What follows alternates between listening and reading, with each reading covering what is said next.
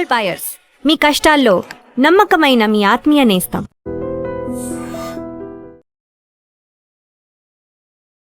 నమస్తే, నేను Kavitha. Welcome to I Dream News and నిజాలు. 2014 మే 26 మోదీ ప్రధానమంత్రిగా ఫర్ ద ఫస్ట్ టైం ప్రమాణ స్వీకారం చేశారు. నేటికి 12 ఏళ్ళు కంప్లీట్ అయిపోతుంది. ఈ పుష్కర కాలంలో దేశం సాధించినటువంటి ప్రయోజనాలు లేకపోతే జరిగినటువంటి అభివృద్ధి ఏంటి? మోదీ హయాంలో అభివృద్ధి కంటే కూడా అరాచకాలే ఎక్కువ జరిగాయి అని విపక్షాలు ఎందుకంటున్నాయి? దీంతో పాటుగా మోదీ 3.0 ఎలా ఉంది? ప్రభుత్వ వ్యతిరేకత ఏమైనా ఉందా? కంప్లీట్గా సాప్రనైజేషన్ కోసమే ట్రై చేస్తున్నారు అనేటువంటి అనుమానాలు, అపోహలు ఎందుకు కలుగుతున్నాయి? మనతో పాటుగా ఉన్నారు CEO జర్నలిస్ట్ సురేష్ కొచ్చర్తి గారు. సార్ నమస్తే. సో మోదీ 1.0, మోదీ 2.0, మోదీ 3.0 మొత్తం 12 ఏళ్ళు కంప్లీట్ అయిపోయింది. 13th ఇయర్లోకి ఎంటర్ అయిపోతున్నాం అనుకుంటే ఓవరాల్గా ఈ 10 years మన తెలుగులో అయితే పుష్కర కాలం అంటారు. ఎలా అనిపించింది మీకు? మనం ఎప్పుడైనా పిల్లల్ని ఎవాల్యుయేట్ చేస్తున్నప్పుడు స్కూల్లో కూడా రిపోర్ట్ కార్డులు చూస్తాం. మనం పిల్లలకి మార్కులు ఎంత వచ్చినాయి, ముందు మార్కులు ఎంత ఉండే అంటే ఫస్ట్ ఎగ్జామ్ నుంచి క్వార్టర్లీ, హాఫ్ ఇయర్లీ, దాని తర్వాత ఫైనల్ ఎగ్జామ్కి వచ్చే మార్కులు ఎన్ని ఉన్నాయి, ఇంప్రూవ్మెంట్ ఉందా లేకుంటే తగ్గిందా అని చెప్పేసి. ఏ గవర్నమెంట్నైనా మీరు స్టాటిస్టికలీ ఎవాల్వ్ చేయాల్సి వస్తుంది. ఒకటి, పాత పథకాలని ఎట్లా ఇంప్రూవ్ చేశారు, కొత్త పథకాలు ఏం తీసుకొచ్చారు, దాని స్టేటస్ ఏంటి. మోదీ గవర్నమెంట్ చూసినప్పుడు ఫస్ట్ మనం అర్థం చేసుకోవాలి. మోదీ గవర్నమెంట్ వచ్చినప్పుడు 2014లో 10 సంవత్సరాల మన్మోహన్ సింగ్ గవర్నమెంట్ దగ్గర నుంచి టేక్ ఓవర్ చేశారు. రాజీవ్ గాంధీ గవర్నమెంట్ ఆ టైంలో వాళ్ళు ఆ 5 years తర్వాత మన్మోహన్ సింగ్ గవర్నమెంట్ ఎండ్ అయ్యేదాకా ఒక స్టేబుల్ గవర్నమెంట్ లేకుండే, కంటిన్యూస్గా కోalition గవర్నమెంట్స్ ఉండే. వాళ్ళ పుల్స్ అండ్ ప్రెషర్స్ వాళ్ళకు ఉన్నాయి. నరసింహరావు గారు కానీ, చంద్రశేఖర్ గారు కానీ, ఐకే గుజరాల్ కానీ, దేవగౌడ కానీ, నరసింహరావు గారు కానీ, దాని తర్వాత వాజ్పేయి గారు కానీ, దాని తర్వాత మళ్ళీ మన్మోహన్ సింగ్. ఏ గవర్నమెంట్ స్టేబుల్గా లేరు. అంటే మీరు ఆల్మోస్ట్ చెప్పొచ్చు ఒక 20-25 సంవత్సరాలు స్టేబిలిటీ లేకుండే గవర్నమెంట్లకి. ఫస్ట్ టైం 2014లో మోదీ గవర్నమెంట్కి స్టెబిలిటీ వచ్చింది. ఆన్ దేర్ ఓన్ మెజారిటీ వచ్చింది. చిన్న మెజారిటీ ఉండే, ఎక్కువ లేకుండే. దాని తర్వాత 2019కి వచ్చినప్పుడు మెజారిటీ పెరిగింది, 300+ అయింది. కానీ 2024 వచ్చేదాకా అది తగ్గింది. సో అందరూ ఏమనుకున్నారంటే అయిపోయిందిలేగా, ఒకవైపు నుంచి నితీష్ కుమార్ గుంచుతారు, ఒకవైపు నుంచి చంద్రబాబు నాయుడు తాడు గుంచుతారు, మోదీ గారు అన్స్టేబుల్ అయిపోతుంది. ఇప్పుడు నితీష్ కుమార్ గారు లేరు సీన్లో. ఆయన పార్టీ యాజ్ గుడ్ యాజ్ బీజేపీలో వచ్చినట్లని, వాళ్ళ ఎంపీలు కూడా బీజేపీలో ఉన్నట్లని. అటువైపు చంద్రబాబు నాయుడు గారికి తెలిసిపోయింది ఆయనకి కావాల్సింది డబుల్ ఇంజిన్ సర్కార్, ఆయనకు కావాల్సింది ఫండ్స్, అమరావతి కానీ ఆంధ్రప్రదేశ్ డెవలప్ చేయడానికి. దానికి సెంట్రల్ గవర్నమెంట్ సహకారం కావాలని చాలా క్లియర్గా. ఐ థింక్ నాకైతే అనిపిస్తుంది possibly first term, second term కన్నా మోదీ గారు ఇప్పుడు థర్డ్ టర్మ్లో ఇంకా పవర్ఫుల్ ఉన్నారు. చాలా స్టేబుల్గా ఉన్నారా? పవర్ఫుల్ కూడా, స్టేబుల్ అయితే ఉన్నారు కానీ పవర్ఫుల్గా ఉన్నారు. దానికి కారణాలు చాలా ఉన్నాయి. మన యాంటీ నెక్సల్ మూవ్మెంట్ నుంచి ముందు, దానికన్నా ముందు ఆర్టికల్ 370 సెకండ్ టర్మ్లో తీసేసిన తర్వాత జరిగిన చాలా మట్టుకు మార్పులు మనం చూస్తే మోదీ గవర్నమెంట్ కొంచెం కాన్ఫిడెన్స్ వచ్చినట్లు. సరే, ఇప్పుడు ఈ యుద్ధంలో కొంచెం ప్రాబ్లమ్స్ ఉన్నాయి కానీ కోవిడ్ తర్వాత జరిగిన మార్పుల్లో చూస్తే మోదీ గవర్నమెంట్ చాలా మట్టుకు మార్పులు తీసుకొచ్చారు. అది మరి 2014 నుంచి చూసుకుంటూ వస్తే ఉంది. మీకు 2015లో జన్ధన్ యోజన లాంచ్ చేసినప్పుడు అందరూ అన్నారు ఏం బ్యాంకింగ్ ఇది, దీంట్లో NPS చాలా పెరిగింది, 14% దాకా NPS వెళ్ళింది, నాన్ పర్ఫార్మింగ్ అసెట్స్. కానీ దాని తర్వాత చూడండి, ఇప్పుడు అన్ని స్టేట్ గవర్నమెంట్, ప్రతి స్టేట్ గవర్నమెంట్, అది బీజేపీ ఉండొచ్చు, నాన్ బీజేపీ ఉండొచ్చు, వాళ్ళు జన్ధన్ యోజన యూజ్ చేసి డైరెక్ట్ బెనిఫిట్ ట్రాన్స్ఫర్ చేస్తున్నారు. ఒక టైంలో రాజీవ్ గాంధీ గారు చెప్పారు, చాలా ఫేమస్ స్టేట్మెంట్ అది, ఢిల్లీ నుంచి రూపాయి పంపిస్తే అది రాష్ట్రానికి వచ్చేదాకా 15 పైసలు అయిపోతుంది. అంటే ఫైనల్ బెనిఫిషరీ దగ్గర వచ్చేదాకా అంటే 85 పైసలు కొట్టేస్తున్నారు. అది ఏజెంట్లు ఉంటారు, ఎమ్మెల్యేలు ఉంటారు, కార్పొరేటర్లు ఉంటారు, చాలామంది మిడ్ లెవెల్ బ్యూరోక్రాట్స్ ఉంటారు, వీళ్ళు డబ్బులు కొట్టేస్తారు. పాపం ప్రజలకు వచ్చేది 15 పైసలే. ఇప్పుడు ఆ ప్రాబ్లం లేదు. ఒకటి జామ్ అంటే జన్ధన్ యోజన, ఒకటి ఆధార్ అండ్ మొబైల్ లింక్ చేశారు. అది చాలా ఎసెన్షియల్ ఉంది, ఎందుకంటే డూప్లికేషన్ కాకుండా ఉండడానికి ఇది 3 ఎసెన్షియల్. మీరు ఫేక్ ఆధార్ తయారు చేసుకోవచ్చు, కానీ మీరు ఫేక్ మొబైల్ తయారు చేయలేరు. అది 2 చేసుకుంటే మీకు బ్యాంక్ అకౌంట్లో కేవైసీలకు పట్టుబడతారు మీరు. సో జామ్ దీంట్లోనే చాలా మట్టుకు మార్పులు తీసుకొచ్చారు. దాంట్లో నుంచి బెనిఫిట్, ఎందుకంటే మనం ఉడాన్ స్కీమ్ కానీ, ఎయిర్పోర్ట్లు కానీ, వందే భారత్ మాట్లాడుకుంటే మనం కింద స్థాయి నుంచి మొదలు పెట్టాలన్నమాట. అక్కడే మార్పులు వచ్చినాయని. రెండోది మనం చూసాం రేషన్ డెలివరీ సిస్టంలో, అది కోవిడ్ నుంచి వచ్చిన ఒక బెనిఫిట్. అది 80 కోట్ల మందికి ఇప్పుడు కూడా ఆల్మోస్ట్ రేషన్ కంప్లీట్ ఫ్రీగా ఇస్తున్నారు. పాసిబిలిటీ లోకంలో ఎక్కడ లేదు. దానికి కారణాలు చాలా ఉన్నాయి. కొంతమంది అంటున్నారు అది మోదీ గారు చాలా కోవిడ్లో చేయాల్సి వచ్చింది, దాని తర్వాత మళ్ళీ అన్ని ఆపలేకపోతున్నారు అని. అది కాదు. ఒకవైపు మన దగ్గర ఉన్న ఫుడ్ గ్రెయిన్ సిస్టమ్ పీడిఎస్ వచ్చిన తర్వాత పబ్లిక్ డిస్ట్రిబ్యూషన్ స్కీమ్లో మనం స్పెసిఫిక్ ప్యాడీ బియ్యం తెచ్చుకుంటున్నప్పుడు మనకి చాలా మటుకు ఎక్కువ కెపాసిటీ, హోల్డింగ్ కెపాసిటీ లేదు ఇప్పుడు. అంటే ప్రొడక్షన్ చాలా పెరిగిపోయింది. ఈవెన్ గోధుమలు కూడా, మేము నార్త్ ఇండియా వైపు చూస్తే గోధుమలు కూడా చాలా పెరిగింది అక్కడ, అది అటువైపు. So wheat production, rice production పెరిగినప్పుడు దాన్ని ఫుడ్ కార్పొరేషన్ ఆఫ్ ఇండియా గోడౌన్లో ఎక్కువ రోజులు మీరు పెట్టుకోలేరు, ఎలుకలు తినేస్తాయి అంతే. దాన్ని బయటికి పంపించాలి సార్. సో ఎప్పుడో ఒకసారి సుప్రీంకోర్టు అడిగారు క్వశ్చన్ ఒక 10 సంవత్సరాల ముందు, ఎలుకలకి ఇచ్చే బదులు మనుషులకి ఇవ్వచ్చు కదా అని చెప్పేసి. సో అదే చేశారు. సో మనుషులకి ఇవ్వడం మొదలుపెట్టారు. సో ఏమైందంటే వాళ్ళు షాప్కి వెళ్ళి కొనే బియ్యం తగ్గిపోయింది, వాళ్ళ కాస్ట్ తగ్గిపోయింది. ఆ డబ్బులు మిగతా ఏంటంటే దానికైనా యూస్ చేసుకున్నారు వారు. పిల్లల బుక్కులు కొనడానికో, బ్యాగులు కొనడానికో వాళ్ళ ఓన్ యూస్ కోసం వాడుకున్నారు. ఇదొక మేజర్ మార్పు అన్నమాట. ఇది కాకుండా చాలా మటుకు చిన్న చిన్న స్టెప్స్ అట్లా. For example digitization of land records, ఇది చాలా పెద్ద ఇష్యూ. మనం ఎప్పుడు దీన్ని సీరియస్గా తీసుకోం, మన రాడార్లో రాదు ఇది. కానీ మన పల్లెటూరుకి ఎంత తెలిసిపోతుంది, ఒక ల్యాండ్ హోల్డింగ్, అది 1 ఎకర్ ఉండొచ్చు, 1/2 ఎకర్ ఉండొచ్చు, 200 స్క్వేర్ యార్డులు ఉండొచ్చు, ఏదైనా కానీ అక్కడున్న రైతులకి వాళ్ళ భూమి ఏదని వాళ్ళకి క్లారిటీ లేదు. సో మోదీ గవర్నమెంట్ ఏం చేశారంటే కంప్లీట్గా శాటిలైట్ ఇమేజరీ యూస్ చేసి డిజిటైజ్ చేశారు రికార్డ్స్ అంతా. ఇప్పుడు ఏ రైతుకి ఏ భూమి ఉందని డిజిటైజేషన్లో ఉంది, మీరు మెజర్ చేయక్కర్లేదు ఫిజికలీ వెళ్ళి నా స్థలం ఇది, నా భూమి ఇంత, ఇది కంప్లీట్గా వాళ్ళ పాస్బుక్లో ఉంటుంది ఆ డీటెయిల్స్ అని. స్టేట్ గవర్నమెంట్తో సహకారంతో చేశారు చాలా మటుకు, ఇంకా పనులు నడుస్తున్నాయి కాదు.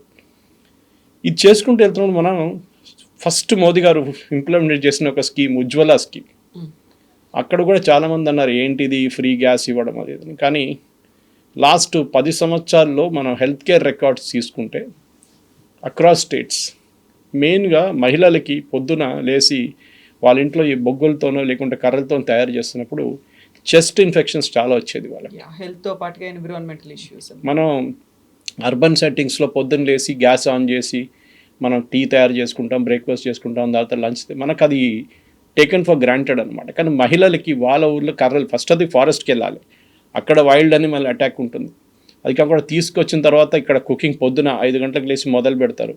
పిల్లలందరూ భర్త అందరూ బయటికి వెళ్ళినప్పుడు దాకా 10-11 అవుతుంది, వాళ్ళు బయటికి వెళ్ళి పని చేయలేరు. ఇప్పుడు వాళ్ళు 8 దాకా వాళ్ళ పని అంతా ఫినిష్ చేసేసి వాళ్ళు కూడా ఉద్యోగానికి వెళ్తున్నారు, చిన్న పనికి వెళ్తున్నారు వాళ్ళు కూడా. చాలా మటుకు పెద్ద మార్పు వచ్చింది దాంట్లో. ఇప్పుడు చూడండి, ప్రతి స్టేట్ గవర్నమెంట్ వాళ్ళ ఎలక్షన్ మేనిఫెస్టోలో మేము మీకు ఫ్రీ గ్యాస్ సిలిండర్ ఇస్తాం, లేకుంటే 500 రూపాయలు గ్యాస్ ఇస్తాం. విజయ్ నుంచి, స్టాలిన్ నుంచి, సిద్ధరామయ్య నుంచి, రేవంత్ రెడ్డి నుంచి, అందరూ బెంగాల్లో కూడా అందరూ ప్రామిస్ చేసినట్టు గ్యాస్ సిలిండర్ మీకు ఫ్రీ ఇస్తాం. ఇది 2014 దాకా ఎందుకు జరగలేదు, అది మనం అడగాల్సిన ఒక ప్రశ్న. దాని తర్వాత మనం చాలా ఉన్నాయి తీసుకుంటే, ఇప్పుడు వందే భారత్ ఫర్ ఎగ్జాంపుల్, ఇప్పుడు మన అర్బన్ సెట్టింగ్కి వద్దాం. మనం వందే భారత్ అనేది ఒక ఏదో పెద్ద ఇంటర్నేషనల్ లేకుంటే బయట నుంచి తీసుకొచ్చిన టెక్నాలజీ కాదు, మన దగ్గర ఉండే. ఇన్ఫ్యాక్ట్ టెడ్ఎక్స్ టాక్లో ద ఫౌండర్ అని చెప్పలేదు, మెయిన్ పర్సన్ బిహైండ్ ఆ ఇంజనీర్, ఆయన చీఫ్ ఇంజనీర్, ఆయన దాని గురించి మాట్లాడాను, పేరు నాకు గుర్తు రావట్లేదు.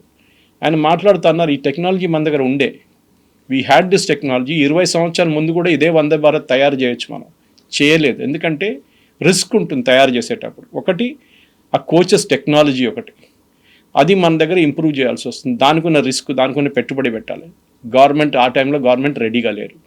రెండవది ట్రాక్ స్పీడ్ ఇంక్రీజ్ చేయాలి.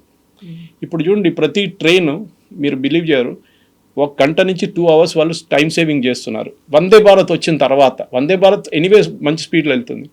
మీరు శబరి ఎక్స్ప్రెస్ తీసుకోండి, ముందు 24 గంటలు తీసుకుంటుండే ట్రిచ్చూర్, మా హోమ్ టౌన్ నుంచి హైదరాబాద్కి, ఇప్పుడు దాన్ని 22 గంటలు చేశారు. 20 కూడా చేయొచ్చు, రేపు 18 చేయొచ్చు. కానీ ప్రాబ్లం ఏంటంటే మన దాంట్లో ఒక ట్రైన్కి గ్యాప్ 5 నిమిషాలే, ఒక ట్రైన్ వెనక ఇంకో ట్రైన్ 5 నిమిషాలు వెళ్తారు. సో మన ట్రాక్స్ డబుల్ చేయాల్సి వస్తుంది, అది పెద్ద ప్రాసెస్, అది నడుస్తుంది. 100% ఎలక్ట్రిఫికేషన్ జరిగింది, కంప్లీట్ ఎలక్ట్రిఫికేషన్ చేసేసారు. చాలా వరకు డిలేలు అనేవి ఉండేది. ముందైతే ట్రైన్లు అంటే మనకు తెలిసింది, అది తెలుగులో ఒక సామెత ఉంది, ఎక్కాల్సిన రైలు ఒక జీవిత కాలం లేటు అనేది. అదే. సో జపాన్లో అంటారు ఇప్పుడు ట్రైన్ లేట్ వస్తే అక్కడ ట్రైన్ డ్రైవర్ ఇంకా గార్డ్ అందరు దిగేసి అపాలజైజ్ చేస్తారంట ప్యాసింజర్స్కి. మన దగ్గర ఆ స్టేట్కి ఇంకా రాలేదు, కానీ మేము వందే భారత్ వచ్చినప్పుడు అందరు ఏమన్నారు, ఓ ఇది ఎవరు వెళ్తారు దీంట్లో ఎంత డబ్బులు కట్టి, పేదోళ్ళకి మీరు ట్రైన్ పెట్టాలండి. ఇప్పుడు వందే భారత్ మీకు టికెట్ దొరకదు. ప్రతి స్టేట్లో 5-6 వందే భారత్లు అక్కడిక్కడ తిరుగుతున్నాయి, కానీ మీకు టికెట్ దొరకదు. నేను మొన్న ఇక్కడి నుంచి నెల్లూరు వెళ్ళాను, 6 గంటల సేపట్లో నెల్లూరు చేరుకున్నాను వందే భారత్. రిటర్న్లో నార్మల్ ట్రైన్ సూపర్ ఫాస్ట్ ఎక్స్ప్రెస్లో వచ్చాను. పొద్దున్న రాత్రి 9 గంటలకు ఎక్కితే సికింద్రాబాద్లో 8 గంటలకు దిగాను. అంటే ఆల్మోస్ట్ 11 hours డిఫరెన్స్ చూడండి. అది నేను చెప్తున్నాను. సో మనం ఒక లగ్జరీ అని చెప్పట్లేదు, కానీ ఒక స్పీడ్, ఒక ఎలిమెంట్ ఆఫ్ టైం సేవింగ్ కోసం డబ్బులు ఇవ్వడానికి రెడీగా ఉన్నాం, అదొకటి. దెన్ మొబైల్ పెనిట్రేషన్ ఇండియాలో చూసాం మనం, అది చాలా మటుకు మన డిజిటల్ పేమెంట్స్ అదొక క్రైసిస్ నుంచి వచ్చింది. అది డిమానిటైజేషన్ తర్వాత సడన్గా మార్కెట్లో క్యాష్ లేదు, మన అందరు తెలిసిందే. 500 రూపాయలు, అది కాకుండా 1000 రూపాయల నోట్లు ఆ టైంలో డిమానిటైజ్ చేసినప్పుడు డిజిటల్ కరెన్సీ కోసం గవర్నమెంట్ ఒక స్కీమ్ తీసుకొచ్చారు, యూపీఐ కింద. ఉండే దానికన్నా ముందు, కానీ they were not able to implement it. దానికున్న బ్యాక్గ్రౌండ్ కానీ ఏం చెప్తారు, ఇన్ఫ్రాస్ట్రక్చర్ కానీ దానికున్న సెక్యూరిటీ ఫీచర్స్ ఇంప్లిమెంట్ చేయలేకపోయారు అప్పుడు దాకా. సడన్గా ఒక క్రైసిస్ వచ్చినప్పుడు చేయాల్సి వచ్చింది. ఇప్పుడు చూడండి, మన అప్పుడు చిదంబరం గారు చాలా ఫేమస్ ఒక స్టేట్మెంట్ ఇచ్చారు పార్లమెంట్లో, మీకు గుర్తుంటుంది. ఈ కూరగాయలు అమ్ముతున్న ఆమెకి ఏం తెలుసు డిజిటల్ గురించి, ఇంటర్నెట్ ఏం తెలుసు, ఆమెకి బ్యాంక్ అకౌంట్ ఎక్కడ ఉంది, ఇదేంటి డిజిటల్ తమాషానా ఇదని చెప్పి మోదీ గవర్నమెంట్ని చాలా ఆ రోజు ఆయన మాట్లాడుతూ పార్లమెంట్లో అన్నారు. ఈరోజు అదే చిదంబరం దగ్గర అడగాలి, నాకు తెలియదు నా పర్స్ ఎక్కడుందో, నా పర్స్ ఎంత డబ్బులు ఉందో నాకు తెలియదు, అసలు యూజ్ చేయడమే లేదు, డిజిటలే నడుస్తుంది అని. మీకు కూడా ఎక్స్పీరియన్స్ ఉంటుంది. ప్రతి చోటకి వెళ్తే వాళ్ళు కూడా అంటారు, కూరగాయలు వాళ్ళు అంటారు, అమ్మా డిజిటల్ చేయండి మీకు అంటారు. మీకు లేదు, చేంజ్ లేదు. బట్ మార్పులు వచ్చినాయి. కోవిడ్ వచ్చినప్పుడు పెద్ద క్రైసిస్ అగైన్. అందరు అన్నారు ఆన్లైన్ టీచింగ్, ఆన్లైన్ మీటింగ్స్ అన్నారు.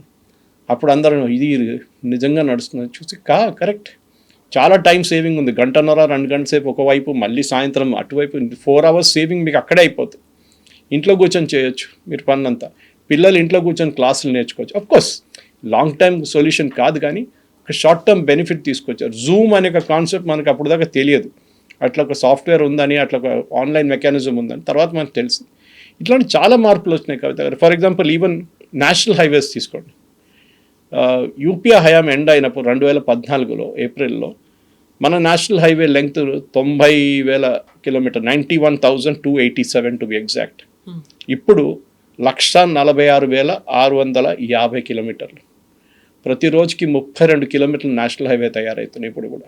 అది మీరు ఎక్స్పీరియన్స్ చేస్తుంటారు. ఇక్కడ నుంచి బెంగళూరు కానీ, ఇక్కడ నుంచి విజయవాడ వెళ్ళేటప్పుడు మీరు చాలా మటుకు ఆ బెనిఫిట్ మీరు చూస్తూనే ఉంటారు. నేషనల్ హైవే టోల్ కట్టాల్సి వస్తుంది, అది వెరీ వెరీ ఆబ్వియస్. ఎందుకంటే మీకు మంచి రోడ్ కావాలి. ఈవెన్ అవుటర్ రింగ్ రోడ్లో స్టేట్ గవర్నమెంట్ చేశారు. అది బెనిఫిట్ చూడండి, దాన్ని ఫ్యూయల్ ఎఫిషియన్సీ ఉంటుంది. సో ప్రజలు డబ్బులు కట్టడానికి రెడీగా ఉన్నారు, but they want benefits out of it. And typical ఏమవుతుందంటే, మన దగ్గర ఉన్న పిఎం ఆవాస్ యోజన తీసుకోండి. ఇప్పుడు అందరు అంటారు పేదోళ్ళకి ఇల్లు ఇవ్వాలని చెప్పి, ఇక్కడ 2 bedroom హౌసెస్ అంటారు. Actually the Pradhan Mantri Awas Yojana funds దాని కింద వస్తుంది. ఎందుకు? అగైన్ ద ప్రాబ్లం ఏంటంటే, స్లమ్ నుంచి ఒక 2 bedroom ఇల్లు తీసుకొచ్చినప్పుడు వాళ్ళకు ఒక బెనిఫిట్ ఉంటుంది. దాంట్లో చాలా ఇష్యూస్ ఉన్నాయి స్టేట్ గవర్నమెంట్ వైపు నుంచి. ఒకటి ల్యాండ్ అలాట్మెంట్ కానీ, మిగతా ఇష్యూస్ కానీ ఉన్నాయి. కానీ చూసుకుంటే ఇంకోటి మేక్ ఇన్ ఇండియా. మనం మోదీ గారు మొదలైనప్పుడు మేక్ ఇన్ ఇండియా ఏంటి, ఇదేంటి, ఎస్పెషల్లీ డిఫెన్స్లో మనం one of the world's largest importers, ఆయుధాలు ఇంపోర్ట్ చేసుకుంటాం మనం. ఇప్పుడు లాస్ట్ ఫైనాన్షియల్ ఇయర్లో మనం 38,000 కోట్ల ఆయుధాలు ఎక్స్పోర్ట్ చేశాం. అది యూపీఐ హయాంలో, యూపీఐ గవర్నమెంట్ వాళ్ళు 2014లో మన్మోహన్ సింగ్ గవర్నమెంట్ టెన్యూర్ అయినప్పుడు అది 430 కోట్లు ఉండే. 430 కోట్ల ఎక్స్పోర్ట్స్, డిఫెన్స్ ఎక్స్పోర్ట్ నుంచి ఇప్పుడు మనం 38,000 ఎక్స్పోర్ట్ చేసాం. Next year target is around 45,000 కోట్లు 26-27 ఫైనాన్షియల్ ఇయర్. అంటే ఆయుధాలు తయారు చేసి ఇప్పుడు యూపీఏ మన వీళ్ళతో, సో యూఏఈతో మనకు ఒప్పందం చేసుకున్నాం ఆయుధాలు తయారు చేయడానికి. అగైన్ ఇంకొక 10,000 కోట్లు మీరు యాడ్ చేసుకోవచ్చు. దాంట్లో ప్రతి సెక్టర్లో ఒక టార్గెటెడ్ ఒక మూవ్మెంట్ నడుస్తుంది. అది ప్రధానమంత్రి గారు సెక్రటేరియటే దాన్ని కంప్లీట్గా ట్రాక్ చేస్తున్నారు. 500 కోట్ల కన్నా ఎక్కువ ఉన్న ప్రాజెక్ట్ని ప్రతిరోజు ట్రాక్ చేస్తారు. దాన్ని మనం చూసాం. ఒక చెనాబ్ రివర్ పైన ఒక బ్రిడ్జ్ కట్టారు, ఆర్చ్ బ్రిడ్జ్. అది బ్రిటిష్ వాళ్ళ టైం నుంచి కూడా ఇంపాసిబుల్ అని చెప్పి వాళ్ళు ఇడిచేశారు. అది ఇట్ ఈస్ నాట్ పాసిబుల్ అని చెప్పారు. అది కాకుండా మనం బారాముల్లా దాకా కనెక్ట్ చేయలేము. బారాముల్లా మన ఆర్మీకి చాలా క్రూషియల్, ఎందుకంటే పాకిస్తాన్ బార్డర్ దాకా వెళ్తుంది. ట్రక్స్ తీసుకెళ్లడంలో యాక్సిడెంట్లు చాలా నడుస్తుంటే టైం కూడా పడుతుంది. ఇప్పుడు ఆలోచించండి అది ఎట్లా చేశారు. మీరు కావాలంటే మీరు చేయొచ్చు, కానీ దానికి మిమ్మల్ని బ్యాక్ చేయడానికి ఎవరైనా ఉండాలి. అంటే మీ ఎంత ఎవరైనా ఉండి చేయండి, మీరు ఫెయిల్ అయితే no problem, we will help you అని చెప్పేసి. సో అన్ని సెక్టర్స్లో ఇంకా చాలా పనులు ఉన్నాయి, అన్నీ అయిపోయినాయని చెప్పలేము మనం. కానీ 2014కి ఇప్పుడు మీరు చెప్పినట్టు 12 సంవత్సరాల తర్వాత రివ్యూ చేసినప్పుడు, ప్రోగ్రెస్ రిపోర్ట్ తీసుకున్నప్పుడు చాలా మటుకు ఇట్లాంటి మార్పులు వచ్చాయి. సో ఇది డెవలప్మెంట్ పరంగా చూస్తే ఇంటర్నల్గా మాత్రం ఇన్సెక్యూరిటీ అనేది ఉంది, అన్స్టెబిలిటీ అనేది ఉంది అనే దాంతో పాటుగా మాబ్ లించింగ్ అవుతుంది, ఇక్కడ ఉన్నటువంటి మైనారిటీలని టార్గెట్ చేస్తున్నారు. ఇవన్నీ కూడా మోదీ గవర్నమెంట్ వచ్చిన తర్వాత ఎక్కువైపోయింది. దీనికి తోడుగా మీడియాను కూడా ఒక గోడీ మీడియా లాగా మార్చేసుకున్నారు, తనకు అనుకూలంగా ఉండే వాళ్ళకే ఇస్తున్నారు అనే మాటలని ఉన్నాయి కదా. ఇన్సెక్యూర్డ్ ఫీలింగ్ అనేది ఇంటర్నల్గా డెవలప్ అయిందా? మీరు అది ఎటువైపు నుంచో చూడొచ్చు. ఫల్తా రిజల్ట్ వచ్చింది మొన్న, మీరు చూసుంటారు. Falta is minority dominated constituency. BJP 140,000 ఓట్లతో గెలిచారు. ఒరిజినల్ జహంగీర్ ఖాన్ టీఎంసీ క్యాండిడేట్కి డిపాజిట్ కూడా పోయింది, ఫోర్త్ ప్లేస్లో ఉన్నారు. అప్పుడు ముస్లిమ్స్ బీజేపీకి ఓటేశారని చెప్తారా? ఎస్, జరిగింది అది. ఎందుకంటే వాళ్ళకు కూడా తెలిసిపోయింది ఈ కాంగ్రెస్ పార్టీ కానీ ఎంఐఎం కానీ మిగతా పార్టీలు వాళ్ళ పర్సనల్ బెనిఫిట్ కోసం ముస్లిమ్స్ని వాడుకుంటున్నారు, చాలా క్లియర్గా తెలిసిపోయింది. అది ఈవెన్ కేరళలో కూడా మీరు చూడొచ్చు, క్రిస్టియన్ కాన్స్టిట్యున్సీ. నార్త్ ఈస్ట్ తీసుకోండి, నార్త్ ఈస్ట్లో చాలా స్టేట్, నాగాలాండ్ అన్ని ప్లేసెస్లో క్రిస్టియన్ డామినేటెడ్. అక్కడ కూడా బీజేపీ రూల్ చేస్తున్నారు, చాలా మటుకు బీజేపీ అలయన్స్ రూల్ చేస్తున్నారు. ఎందుకంటే ప్రజలు ఇప్పుడు ఏం చూస్తున్నారు, ఒకటే, మాకు కావాల్సిన సౌకర్యాలు వస్తుందా, మాకు బెనిఫిట్స్ వస్తుందా, మా లైఫ్ స్టైల్ మారిందా లేదా, మాకు ఉద్యోగాలు వస్తున్నాయా లేదా, ఇది వాళ్ళు చూస్తున్నారు. మాబ్ లించింగ్, ఎక్కడో ఒక ట్రైన్లో ఇద్దరు కొట్టుకున్నప్పుడు దాన్ని పెద్ద ఇష్యూ చేస్తారు. అదే టైంలో బంగ్లాదేశ్లో లక్షల మంది హిందువుల్ని అక్కడ అటాక్ చేసి చాలామంది హిందువులు చంపేసినప్పుడు అప్పుడు ఎవరికి ప్రాబ్లం లేదు. మిద్నాపూర్లో హిందువులు ఆల్మోస్ట్ 10-15 మంది హిందువులు చంపారు, అప్పుడు ఎవరికి ప్రాబ్లం. మన స్టేట్లోనే, మన కంట్రీలోనే, వెస్ట్ బెంగాల్లో జరిగింది మమతా బెనర్జీ హయాంలో, అప్పుడు ప్రాబ్లం లేదు. కశ్మీర్ నుంచి పండిత్ని తెరిమి కొట్టినప్పుడు లక్షలాది మంది వాళ్ళు పారిపోయారు రాత్రికి రాత్రి, అప్పుడు ఎవరికి ప్రాబ్లం లేదు. కానీ ఏదో ఒక చిన్న ఇన్సిడెంట్ ఎక్కడో జరిగింది, ఏదో ట్రైన్లో గొడవ జరిగింది, 2 సీట్ల కోసం కొట్టుకున్నారు, లేకుంటే ఏదో ఆవు మాంసం తీసుకెళ్తున్నారని పట్టుకున్న వాళ్ళని లించ్ చేశారని చెప్తే అది పెద్ద న్యూస్ అయిపోతుంది. అది కూడా ట్రాజడీయే, దాన్ని ప్రాసిక్యూట్ చేయాల్సిందే. పల్గర్లో సాధువులు చంపినప్పుడు ఎవరు అడగలేదేంటి? ఇదే నేను అడుగుతున్నాను. చాలా ఉన్నాయి అట్లాంటి. ఉడిపిలో ఒక ఆర్ఎస్ఎస్ కార్యకర్తని హత్య చేసినప్పుడు ఎవరు అడగలేదే. సో వన్ వే ట్రాఫిక్ అయిపోయింది. మీడియా ఇప్పుడు గోడి మీడియా అంటాను. నేను ఒకటే మాట అంటున్నాను, వైర్, క్వింట్, స్క్రాల్, వీళ్ళు రాసే ఆర్టికల్ మీరు ఒకసారి అనలైజ్ చేయండి. ఒక్క ప్రో మోదీ ఆర్టికల్ కూడా మీకు కనిపించదు. హిందూ కూడా చేర్చుకోవచ్చు దాంతో. అన్ని యాంటీ మోదీ ఆర్టికల్సే ఉంటుంది. వీళ్ళు తీసుకెళ్ళి జైల్లో వేసారా? ఎవరు వేయలేదు కదా. మీరు దగ్గర ఎవరైనా చెప్పారా, మీరు అర్నబ్ గోస్వామి ఛానల్ చూడాలని ఎవరైనా చెప్పారా? ఎవరు చెప్పలేదు కదా. It is your choice. ఎన్నో ఛానల్స్ ఉన్నాయి, మీరు ఏ ఛానల్ కావాలంటే చూడొచ్చు. అర్నబ్ గోస్వామి ఛానల్ చూడాలని ఉందా, లేకుంటే ఎన్డీటీవీ చూడాలని ఉందా, లేకుంటే CNN News 18 చూడాలి, ఎవరు చెప్పలేదు. మీద అదానీ ఉండొచ్చు, అంబానీ ఉండొచ్చు, ఎవరైనా ఉండొచ్చు. ఇదే ఎన్డీటీవీ కాంగ్రెస్ హయాంలో ఏం చేశారు మనందరికి తెలిసిందే. ప్రణయ్ రాయ్ మీద CBI కేసు ఉండే రాజీవ్ గాంధీ హయాంలో. ద వరల్డ్ దిస్ వీక్లో free commercial time MIC చెద్ద scam ఉండేది. కానీ దాని నుంచి రాజీవ్ గాంధీ గారు ఆయన్ని సేవ్ చేశారు చాలా మటుకు. అంటే మనం ఏం చెప్పొచ్చు, గోడి మీడియా అని చెప్పొచ్చు అక్కడ కూడా. సో మనం అక్యూజేషన్ చేసినప్పుడు ఒక బిగ్గర్ పిక్చర్ చూడాల్సి వస్తుంది కవిత గారు, ఒక చిన్న పిచ్ కాదు. మీరు ఫర్ ఎగ్జాంపుల్ ఎప్పుడు నేను చెప్తుంటాను, ముస్లిమ్స్ హిందువుల్ని ఆయుష్మాన్ భారత్ కింద డిస్క్రిమినేట్ చేస్తారా ఎక్కడైనా? 55 కోట్ల మన పాపులేషన్ జనాభాకి ఇప్పుడు Ayushman Bharat per year 5 lakh coverage ఉంది. ఇప్పుడు లేటెస్ట్ వెస్ట్ బెంగాల్లో కూడా ఇంప్లిమెంట్ అయింది. అంటే మన పాపులేషన్ 140 కోట్లు, అంటే ఆల్మోస్ట్ 40% ఆఫ్ పాపులేషన్ కవర్ అయిపోయారు. ఓకే, మిగతా ఉన్నాయి, మిడిల్ క్లాస్ పాపులేషన్ ఉంది, వాళ్ళకి కావాలంటే ఇంకొక స్కీమ్ కూడా గవర్నమెంట్ ఇంట్రడ్యూస్ చేయాల్సిందే, చేశారు కూడా కొన్ని స్టేట్స్లో. ఓకే, అంటే పేమెంట్ బేసిస్ చేస్తున్నారు. కానీ మనం మెయిన్గా ఒక మార్పు తీసుకొస్తున్నాడు. బేటీ పడావ్ అని చెప్పగానే అక్కడ కూడా చాలా మటుకు ఇది ఎట్లా చేస్తారు. 400 డిస్ట్రిక్ట్స్లో ఇప్పుడు ఈ స్కీమ్ నడుస్తుంది. దాని బెనిఫిట్స్ మనం డీటెయిల్డ్గా వాళ్ళ వెబ్సైట్లో ఉంది, మనం చూసుకోవచ్చు. కానీ ఓవరాల్ హైదరాబాద్లో కూర్చొని ఒక ఎయిర్ కండిషన్ రూమ్లో కూర్చొని, లేకుంటే ఒక స్టూడియోలో కూర్చొని ఏముంది, బేటీ పడావ్ బేటీ బచావ్, మహిళల మీద అత్యాచారాలు జరుగుతున్నాయి, ఇదేంటి అని అడుగుతారు. కానీ బిగ్గర్ పిక్చర్ మీరు చూడరు. సిటిజన్షిప్ అమెండ్మెంట్ యాక్ట్ తీసుకొచ్చినప్పుడు అన్నారు, ఎందుకు సిటిజన్షిప్ అమెండ్మెంట్ యాక్ట్లో ముస్లిమ్స్కి ఎందుకు ఇవ్వట్లేదని అడిగారు. అక్కడున్న మైనారిటీస్ హిందూ, జైన్, పార్సీ, బుద్ధిస్ట్, సిక్ వాళ్ళ మీద పాకిస్తాన్, ఆఫ్ఘనిస్తాన్, బంగ్లాదేశ్లో వాళ్ళ మీద జరిగిన అత్యాచారాలు, వాళ్ళక్కడి నుంచి పారిపోయి వచ్చినప్పుడు వాళ్ళకి సిటిజన్షిప్ ఇవ్వాలని ఫస్ట్ ప్రతిపాదించిన మనిషి పేరు మోహన్ దాస్ కరమ్చంద్ గాంధీ. 1947లో ఆయన అన్నారు. నెహ్రూ లియాఖత్ ప్యాక్ట్ సైన్ చేశారు. మొహమ్మద్ లియాఖత్ అలీ ఖాన్ అండ్ నెహ్రూ, అప్పుడు first prime minister of Pakistan. దాంట్లో ఏమన్నారు, అక్కడున్న 14% మంది హిందువుల్ని మేము కాపాడుకుంటామని చెప్పి లియాఖత్ ఒక అగ్రిమెంట్ సైన్ చేశారు. నెహ్రూ కూడా ఇటువైపుని చేశారు. మన వైపు ఉన్న పాపులేషన్ 34% దాకా పెరిగింది. ఇప్పుడు పాకిస్తాన్లో ఉన్న 14% హిందువులు 1% వచ్చేసారు. ఎవరు ఫెయిల్ అయ్యారండి అప్పుడు? They failed. కానీ వాళ్ళందరూ పారిపోయి మన దగ్గరకు వచ్చారు. రాజస్థాన్ కానీ, ఢిల్లీ కానీ, ఇటువైపు బెంగాల్ నుంచి చాలామంది మతువా కమ్యూనిటీ 1 కోటి మంది వచ్చేసారు మన వైపు. వాళ్ళకి సిటిజన్షిప్ ఇవ్వాలి కదా, ఇచ్చినప్పుడు కూడా ముస్లిమ్స్కి ఇవ్వాలి.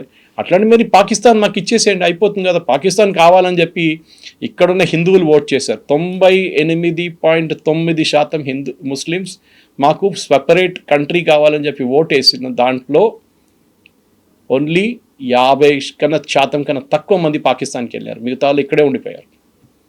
సో మీరు మళ్ళీ ఏమంటున్నారు, వాళ్ళు ఎక్కడి నుంచి తీసుకోవాలి, మళ్ళీ పాకిస్తాన్ మాకు ఇచ్చేసేయండి అయిపోతుంది, మర్జ్ చేసుకుందాం, ఇటు బంగ్లాదేశ్ కూడా తీసుకుంటాం మనం. Why should we give that?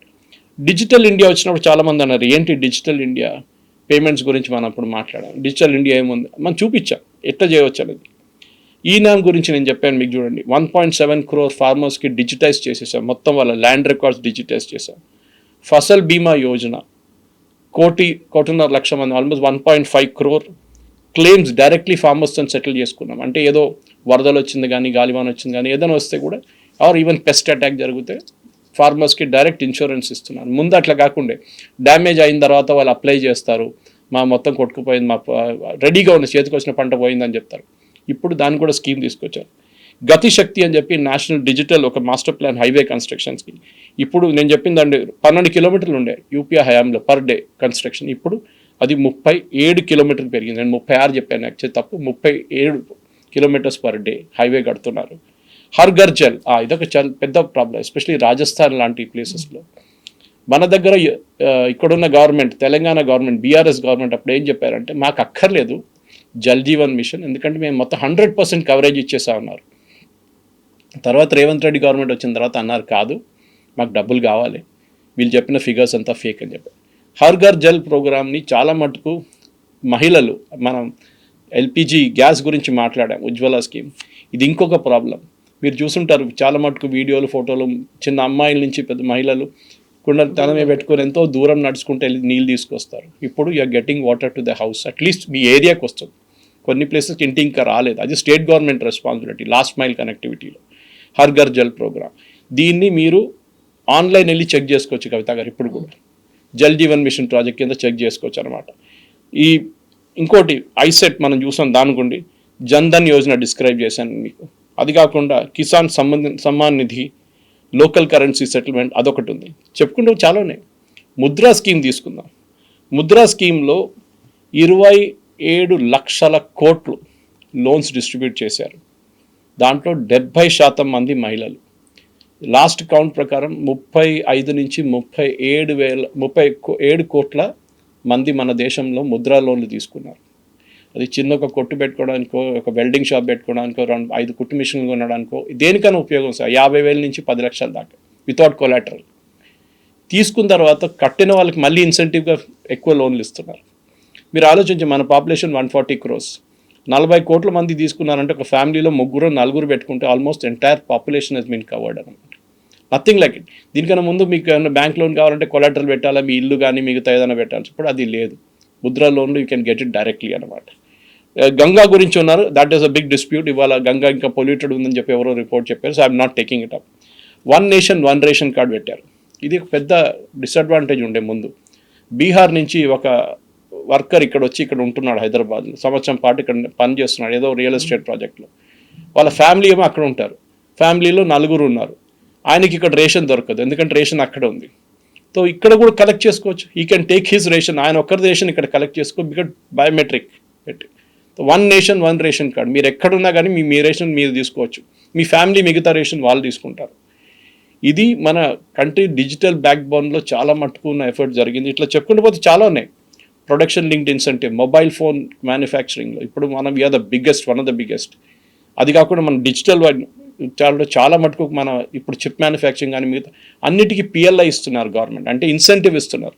మీరు మొదలు పెట్టండి, ఫస్ట్ 2 years మేము చూసుకుంటాం ఈ ప్రాజెక్ట్స్ అని చెప్పేసి ఇట్లా చెప్పుకుంటూ పోతే చాలా ఉన్నాయి ఇంకా. అయితే ఎక్కువగా వినిపించేది ఒక నెగటివ్ ఆస్పెక్ట్, ఇప్పుడు 1 nation 1 party లాగా మార్చేశారు, సాఫ్రనైజేషన్ అవుతోంది, రీజనల్ పార్టీలు లేకుండా చేస్తారు, సౌత్ అండ్ నార్త్ డివైడ్ అనేది ఎక్కువ తీసుకొస్తున్నారు అనే దాంతో పాటుగా అసలు మొత్తంగా బీజేపీయే ఉండాలి, అలా అయితే డబుల్ ఇంజన్ సర్కార్ అవుతుంది అని. అంటే కేంద్రం రాష్ట్రాలకు ఇవ్వాల్సింది ఇవ్వకుండా కేంద్రమే ఒక పొలిటికల్ పార్టీ లాగా చూసి రాష్ట్రాలను కూడా అన్నిటిని కూడా వాళ్ళ వైపే తిప్పుకోవాలని చూడడం అనేది. కాంగ్రెస్ ఉన్నప్పుడు 1947 అంటే మనం 50 పెట్టుకుందాం, when we become a republic. అప్పుడు ఎన్ని పార్టీలు ఉండే అండి? అప్పుడు ఒక జనసంఘం ఉండే, కమ్యూనిస్టులు ఉండే. ఒక టైంలో లోక్సభలో ఆపోజిషన్ పార్టీ కమ్యూనిస్ట్ ఉండే. అప్పుడు వీళ్ళు ఏడ్చుకున్నారా? బీజేపీ 1984లో వచ్చారు, 80లో ఫామ్ అయింది, 84లో ఫస్ట్ 2 సీట్లు వాళ్ళకి వచ్చింది. హన్మకొండ ఒకటి, మెహసానా గుజరాత్లో ఒకటి. ఇక్కడ జంగారెడ్డి గారు గెలిచారు, అక్కడ ఆకార్ పటేల్ గారు గెలిచారు. అప్పుడు బీజేపీ ఏడ్చుకున్నారా? మా దగ్గర 2 సీట్లే ఉన్నాయి, మమ్మల్ని మొత్తం ఫినిష్ చేసేస్తారు. వాళ్ళు బిల్డప్ చేశారు, అది చాలా ఇంపార్టెంట్. కవిత గారు చెప్పాను చూడండి, రాజీవ్ గాంధీ గారు గెలిచిన సింపతి ఓట్ వేవ్లో, అది ఇందిరాగాంధీ గారిని అసాసినేషన్ తర్వాత జరిగిన ఎలక్షన్, ఎలక్షన్ ఆపేశారు, మీకు గుర్తుంటుంది. ఫస్ట్ హాఫ్లో ఘనంగా ఓడిపోయారు ఆల్మోస్ట్ కాంగ్రెస్, సెకండ్ హాఫ్లో సింపతి తర్వాత జరిగిన ఓటింగ్లో కాంగ్రెస్కి సీట్లు వచ్చినాయి. ఆ రోజు నుంచి ఇవాళ దాకా కాంగ్రెస్కి మెజారిటీ రాలేదు. ఇవాళ దాకా అంటే మన్మోహన్ సింగ్ గవర్నమెంట్ ఎండ్ అయ్యేదాకా వాళ్ళకి they never got a majority. 1989 to 2014 అప్పుడు ఆలోచించండి, 90 పెట్టుకుంటే టాకింగ్ ఆఫ్ అక్కడ 14, 24, 24-25 సంవత్సరాలు కాంగ్రెస్కి మెజారిటీ రాలేదు ఎప్పుడు, ఇప్పుడు కూడా లేదు. 14 తర్వాత మనం చూస్తున్నాం, 19 ఎలక్షన్లో రాలేదు, 24 ఎలక్షన్లో రాలేదు. దట్ మీన్స్ ఆ party is on a descent. మరి మీరు ప్రజల్ని తిడుతున్నారా? వెస్ట్ బెంగాల్లో ఒక టైంలో మీ గవర్నమెంట్ ఉండే, సిద్ధార్థ శంకర్ రాయ్, డాక్టర్ బీసీ రాయ్ ఉన్నాయి, ఈ జ్యోతిబాసు కమ్యూనిస్ట్ వచ్చే ముందు. ఎక్కడున్నారండి కాంగ్రెస్ ఇప్పుడు? మన ఫాల్టా ఎలక్షన్లో 3rd పొజిషన్లో వచ్చారు. ఇదే వాళ్ళ పార్టీని బిల్డప్ చేసుకుండా నార్త్ సౌత్ డివైడ్ అంటారు. ఏం లేదండి, కర్ణాటకలో బీజేపీ లేదా? తెలంగాణలో 8 మంది ఎంపీలు లేరా? కాంగ్రెస్కి ఎంతమంది ఎంపీలు ఉన్నారు? 8 మందే కదా. కరెక్ట్, అసెంబ్లీలో వాళ్ళకి స్ట్రెంగ్త్ ఎక్కువ ఉంది, కరెక్ట్ అది. కానీ ఈ సౌత్లో లేరు. That's a wrong notion. సౌత్లో ఉంది, బీజేపీకి 3 సీట్లు వచ్చినాయి కేరళలో, విచ్ ఇస్ అబ్సల్యూట్లీ ఇంపాసిబుల్ ఉండే ముందైతే. సో వాళ్ళ పార్టీని బిల్డప్ చేసుకుంటున్నారు. అది మీరు చేయాల్సిన పని అది. అది కాకుండా ఇప్పుడు తమిళనాడులో ఏం చేశారు? ఇప్పుడు దాకా వాళ్ళతో ఉన్న డిఎంకేని పక్కన తోసేసి మినిస్టర్షిప్ కోసం వాళ్ళు విజయ్తో వెళ్ళిపోయారు. ఎవరు తప్పండి అది? ఇప్పుడు డిఎంకే వాళ్ళని తిడుతున్నారు, కాంగ్రెస్ని బ్యాక్ స్టాబర్స్ అది ఇది అని చెప్తున్నారు. ఇది మీరు పార్టీ బిల్డప్ చేయాల్సిన మీ రెస్పాన్సిబిలిటీ. అది మీరు ఇంకొక కోతి తీసుకొని ఇంకొక షోల్డర్ మీద వేయలేరు మీరు. అది ఇట్ ఈస్ యువర్ రెస్పాన్స్. మీరు చేయకపోతే అది మీ తప్పు. 2 సీట్లు ఉన్న బీజేపీ అక్కడి నుంచి బిల్డప్ చేసుకుని 179 వచ్చింది. దాని తర్వాత కొంచెం మళ్ళీ వెనకకి వెళ్ళిపోయారు, మళ్ళీ ముందుకు వచ్చారు, మళ్ళీ మెజారిటీ వచ్చింది. You have to buildup. మీరు అది చేయట్లేదు. భారతదేశంలో ఉన్న ప్రతి యూపీ ఒక టైంలో కాంగ్రెస్ దగ్గర ఉండే, ఇప్పుడు కాంగ్రెస్ ఎక్కడుంది? 4వ ప్లేయర్ అయిపోయారు అక్కడ, బిహైండ్ బీఎస్పీ. ఆ పరిస్థితికి వచ్చేసారు. బీహార్ సేమ్ కేస్, తేజస్వితో టైఅప్ చేశారు, ఏమైంది? ఓడిపోయారు. అస్సాం ఒక టైంలో తరుణ్ గొగోయ్ వాళ్ళ అప్పుడు ఉండే పార్టీ ఉండే, అక్కడ చాలా పెద్ద పార్టీ ఉండే ఆ టైంలో. ఇప్పటికే ఏమైందండి? అక్కడ కూడా లేరు. North east entirely use be with Congress, అది కూడా పోయింది. ఒరిస్సా బిఫోర్ బీజు పట్నాయక్ అప్పుడు కూడా ఉండే, అక్కడ పోయింది. మహారాష్ట్ర ఏఆర్ అంతులే, యశ్వంతరావు చౌహాన్ వీళ్ళందరూ దిగ్గజులు ఉన్నారు ఆ టైంలో, they have gone. Karnataka of course వాళ్ళ గవర్నమెంట్ ఉందనుకోండి, కానీ చెప్తున్నాను నేను, ఇట్లా ప్రతి స్టేట్ మీరు అనలైజ్ చేసుకుంటూ పోతే కాంగ్రెస్ దగ్గర నుంచి పోయిన స్టేట్ లేదు అంతా. కానీ వీళ్ళు లెసన్స్ నేర్చుకుంటలేరు. దాన్ని బీజేపీని తిట్టడం, మోదీ గారు అది చేస్తున్నారు. See let us remember one thing, politics అనేది పార్ట్ టైం ప్రొఫెషన్ కాదు. రాహుల్ గాంధీ గారు నేర్చుకోలేదు. It's a hard core business. మీరు ప్రతిరోజు దిగి పోరాడాలి, అప్పుడే ఒక పొలిటికల్ పార్టీ తయారవుతుంది. కానీ ఇంట్లో కూర్చొని మాకు ఓట్లు రాలేదు, ఓట్ చోరీ జరిగింది, ఈవీఎంలు కొట్టేశారు. ఫరూక్ ఒమర్ అబ్దుల్లా కరెక్ట్ చెప్పారు, ఓడిపోతే ఓడిపోయిందని మీరు అంగీకరించండి, తర్వాత పోటీ చేసి గెలవండి. నేను కూడా ఓడిపోయాను, నేను మళ్ళీ గెలిచాను. అది మనం గుర్తుపెట్టుకోవాలి. అది కాకుండా క్రికెట్ మ్యాచ్ లాగా ఓడిపోతే నేను ఓడిపోలేదు, పిచ్ బాగలేదు, బాల్ స్వింగ్ కావట్లేదు, it is not an excuse at all. మీరు మీ పార్టీని బిల్డప్ చేయండి. అది కాకుండా ఏదో ఎక్స్క్యూజ్ ఎలక్షన్ కమిషన్ మీద చేయడము, లేకుంటే ఓట్ చోరీ అంటారు, ఏదో ఎక్స్ప్లెయిన్ చేస్తారు. ఇప్పుడు దాని గురించి మాట్లాడలేదు అసలు. ఇప్పుడు టోటలీ గాన్ అన్నమాట. వెస్ట్ బెంగాల్ ఎలక్షన్ తర్వాత కంప్లీట్గా కాంగ్రెస్ మాయమైపోయారు. అక్కడ 2 సీట్లు వచ్చినాయి అంతే వాళ్ళకి. యా సో మోదీ గారు చేసిన దానికి 12 సంవత్సరాలు మీరు కూడా అనలైజ్ చేయండి మీ వైపు నుంచి. మీరు చేసిన per kilometre basis national highway కానీ, మీరు ఎన్నింటికి ఇల్లు కట్టారు అప్పుడు దాకా, ఎన్నింటికి నీళ్ళు ఇచ్చారు, మీరు ఎన్నింటికి కరెంట్ ఇచ్చారు. ఒక యాడ్ చూశాను నిన్న నేను, మిజోరాంలో మణిపూర్ అనుకుంటాను, ఫస్ట్ టైం ఒక రైల్వే ఒక ట్రైన్ మీ మణిపూర్ చేరుకుందంట, ఈవెన్ మిజోరాం కూడా.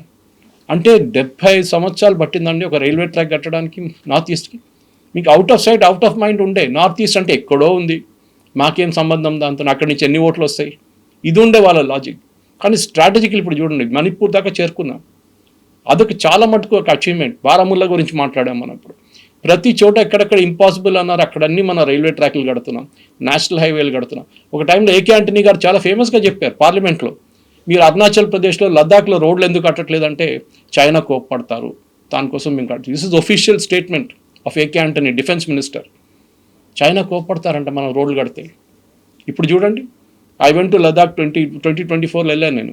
ఏం డెవలప్మెంట్ అండి, ఎస్పెషల్లీ ఆర్మీ వాళ్ళ కోసం చాలా పెద్దది ప్రాజెక్ట్. హిమానికి కానీ మిగతా ప్రాజెక్ట్స్ అని రోడ్లు ఎక్కడెక్కడో కడుతున్నారు వాళ్ళు, రోడ్లు to the border, Chinese border. ఇది మనం ఎప్పుడో చేయాల్సి ఉండేది.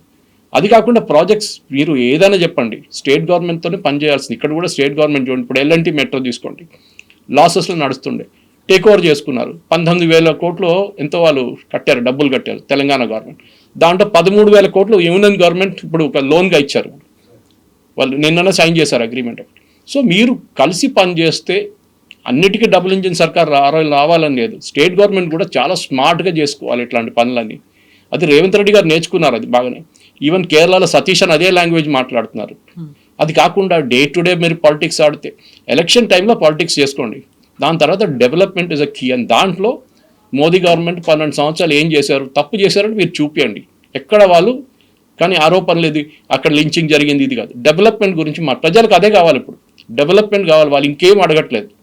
మాకు డెవలప్మెంట్ కావాలి, మాకు మంచి రోడ్లు కావాలి, మాకు మంచి నీళ్ళు కావాలి, మా ఇంట్లో మాకు మంచి కనెక్టివిటీ ఉండాలి, ఉడాన్ ఉండాలి, నార్త్ ఈస్ట్లో ఉన్న కనెక్షన్స్ కానీ, ఎయిర్పోర్ట్లు చూడండి, రైల్వే స్టేషన్లు చూడండి. ఇదన్నీ మీ హయాంలో చేయాలండి మీదంతా. ఇదైతే రాకెట్ సైన్స్ కాదు ఇది, కానీ చేయలేదు. అది మీరు అంగీకరించాలి, మాతో తప్పైందని చెప్పి యూ మేక్ కరెక్షన్. మేబీ ఒకసారి మీకు ప్రజలు 20-30 సంవత్సరాల తర్వాత ఒక ఆపర్చునిటీ ఇవ్వచ్చు అప్పుడు కాంగ్రెస్కి. Yes sir, thank you so much. Thank you very much. Thank you.